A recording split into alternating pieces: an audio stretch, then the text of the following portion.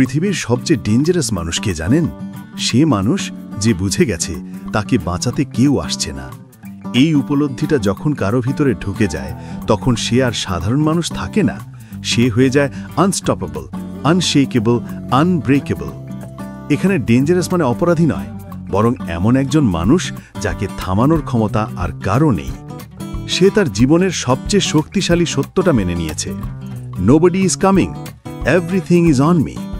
যতদিন আমরা অপেক্ষা করি কেউ এসে গাইড করবে, কেউ সুযোগ করে দেবে, কেউ আমাদের সমস্যা সমাধান করে দেবে, কেউ এসে হাত ধরে বলবে আমি আছি, ততদিন আমরা দুর্বল।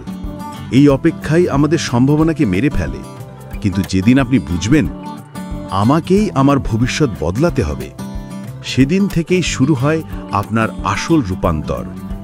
এই উপলব্ধির পর আপনি হয়ে ওঠেন অন্যরকম। অভিযোগ বন্ধ, কারণ আপনি জানেন অভিযোগে কেউ বদলায় না, সমাধানেই সব। সম্পূর্ণ দায়িত্ব নেওয়া, আপনার সাফল্য, ব্যর্থতা, অবস্থা সব আপনার হাতে। এটাই আপনাকে সবচেয়ে শক্তিশালী করে। ভেতর থেকে আগুন জ্বলে ওঠা, কারো মোটিভেশন লাগে না, আপনার হোয়াই আপনাকেই চালিত করে। রিসোর্সফুল হয়ে ওঠা, ব্যাকআপ নেই জেনে আপনি অসম্ভবকেও সম্ভব করার পথ বের করেন। নিজের হিরো হয়ে ওঠা, আপনি আর কারো স্বীকৃতির অপেক্ষায় থাকেন না, নিজের জয় নিজেই উদযাপন করতে শিখেন। এমন মানুষকে হারানো কঠিন, কারণ তার হারানোর কিছুই নেই।